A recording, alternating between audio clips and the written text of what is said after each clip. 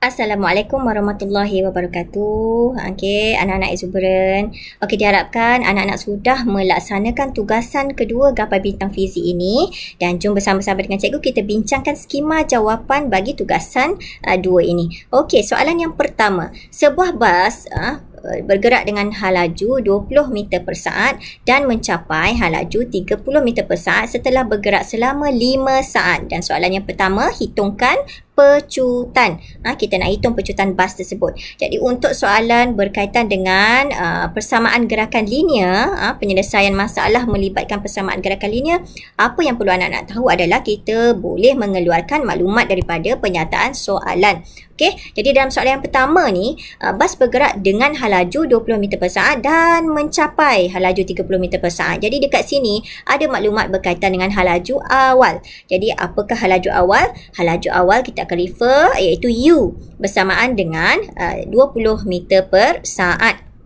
Okey, dan mencapai 30 meter per saat itu merujuk kepada V, halaju akhir iaitu 30 meter per saat. Dan ini adalah maklumat masa iaitu kita ada T sama dengan 5 saat. Jadi untuk mencari pecutan. Jadi pecutan balik kepada pengetahuan asas berkaitan dengan pecutan kita iaitu A sama dengan V tolak U per T, di mana pecutan ini merujuk kepada perubahan halaju per dengan masa. Jadi kita ada maklumat V, kita ada U dan kita ada T. Jadi masukkan ke dalam formula A sama dengan V tolak U per T. Jadi 30 tolak dengan 20. Okey, cikgu letakkan unit dekat sini per dengan 5 saat.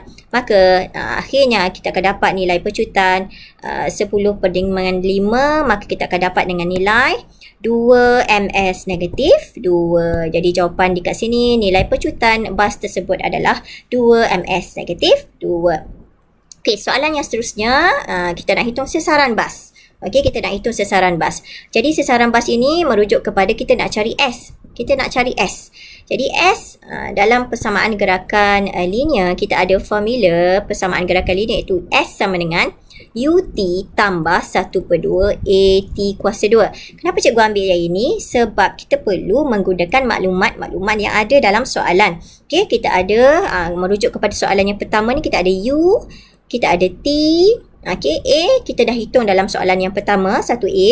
Okey, jadi dengan maklumat yang mencukupi maka kita boleh menggunakan persamaan gerakan linear ini. So U kita adalah 20 darab dengan 5 tambah dengan 1/2, A kita adalah 2 darab dengan 5 kuasa 2. Okey, jadi kita akan hitung sini 100 tambah dengan 5 kuasa 2, 25. Maka nilai sesaran bas tersebut adalah bersamaan 125 meter. Okey, 125 meter. Okey, ini kalau kita menggunakan S sama dengan UT tambah 1/2 AT kuasa 2. Ada satu lagi formula yang anak-anak boleh guna iaitu S sama dengan U tambah V per 2 darabkan dengan T. Okey, S sama dengan U tambah V per 2 darabkan dengan T. Jadi cuba kita hitung menggunakan formula ini. Adakah jawapannya sama? Sebab kita ada maklumat yang mencukupi untuk digunakan dalam formula ini. U kita adalah 20 tambah dengan V 30 per dengan 2 darabkan dengan 5.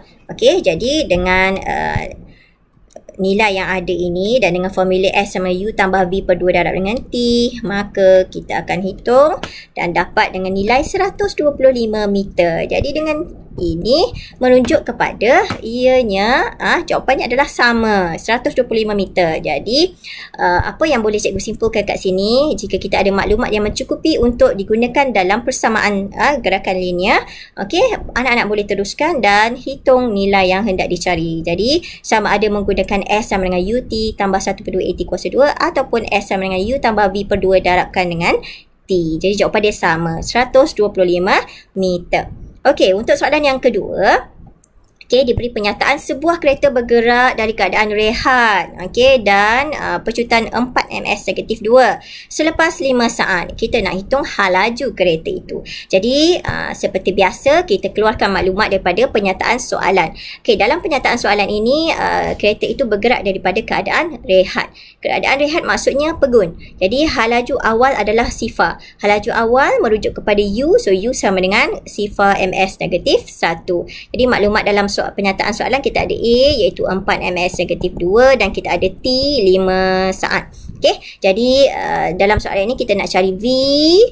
Okey, V asas pengetahuan kita iaitu A sama dengan V tolak U per T. Okey, V kita ada kat sini, maka kita boleh olah persamaan ini. Untuk cari V, kita ada U tambah A T. Okey, U tambah A T. Okey, jadi masukkan nilai U kita sifar, tambah A kita 4 darab dengan T kita 5, maka nilai V kita akan dapat 20 ms negatif 1. Okey, kita akan dapat nilai halaju kereta itu adalah 20 ms negatif 1. Okey, soalan yang seterusnya hitungkan jarak. Hitungkan jarak. Okey, masih lagi nak mencari S.